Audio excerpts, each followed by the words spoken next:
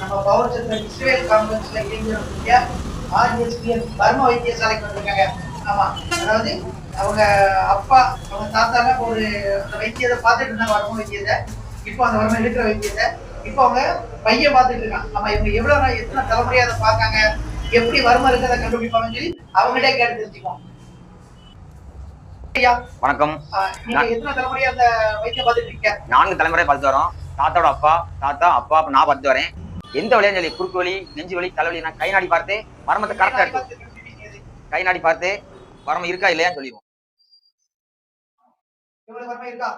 வரம்பு இல்ல இல்ல நாடி பார்த்து சொல்லிடுவோம். வரம்பு இருந்தா வரம்பு 20 நிமிஷம் எடுத்து விட்டுருவோம். எல்லா நோய்க்கும் பார்ப்போம். தீராத நோயை தீரும் நம்மகிட்ட வந்தோம். ஆமா, சின்ன பிள்ளைகளுக்கு காய்ச்சல், சளி, இருமல், வயிறு ஜீரணிக்காமல் இருந்தால் மர்மத்தாலே 10 நிமிஷம் நாங்க சரி பண்ணி தரோம்.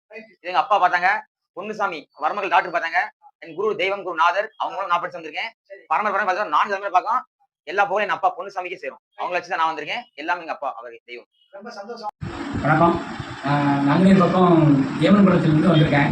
எனக்கு இந்த ஒரு சைடு கை பூரா ரொம்ப வேதனை.